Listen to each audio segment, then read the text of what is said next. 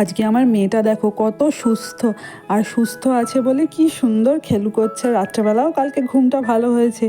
আর দেখো না, ওর শরীরটা ভালো আছে বলে বাইরের ওয়েদারটাও কি সুন্দর ঝকমক চকমক করছে। সমস্ত মেঘ কাটিয়ে একেবারে চকচকে ঝকঝকে রোদ উঠেছে। আর এই দেখো, আগের দিন ঝড় হয়েছিল বলে এই ঝড়েতে আমাদের পেঁপে গাছটা ভেঙে গেছে জানো। কি অবস্থা, কত পেঁপে! সারা বছর তো আমরা এই গাছেরই পেঁপে খেতাম, দুষ্টু আমরা সন্দেশরা আর দেখো মা আর মেয়ে মিলে আমরা দুজনে একটু রোদ পোহাচ্ছি। এইদিকে দুষ্টু বুড়ির বাবারও খাওয়া হয়ে গেল, এবার ঠাকমা খাবে আর আমি খাবো। আর চিনি দেখো না, দুষ্টু শশা খাচ্ছে বলে সমানে ওর দিকেই তাকিয়ে আছে, সে আমরা যেদিকে যাচ্ছি সেই দিকেই ঘুরঘুর করছে। সন্ধ্যাবেলা আজকে মা নিয়ে এসেছিলো এগরোল আমার আর বড়মশাইয়ের জন্য। বড়মশাই তো তর্স হয়নি, খিদে পেয়ে গেছে, সঙ্গে সঙ্গে খেয়ে নিল। তারপরে ও দুষ্টুকে ধরলো, তারপর আমি আর কি খেলাম। মা তো রোল খায় না, মানে রোল খায় না বলতে শরীর খারাপ করে যদি, ওই জন্য খায় না আর কি। তো মা মুড়ি খাচ্ছিল কুমড়ি দিয়ে, আর এখানে সন্দেশ সবার মাঝখানে থাকবেও।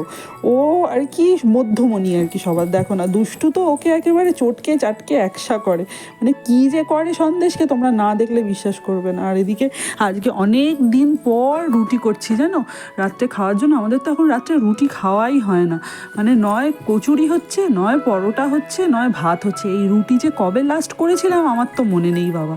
দুষ্টু বুড়িকে করে দিই, যাই হোক সেটা আলাদা ব্যাপার, কিন্তু আমাদের খাওয়ার জন্য রুটি অনেক অনেক বছর বাদ অনেক বছর না, মানে ওই বলতে পারো অনেক বছর বাদ করলাম। ঠিক আছে, চলো আজকের মতো এতটুকুই, টাটা, বাই বাই।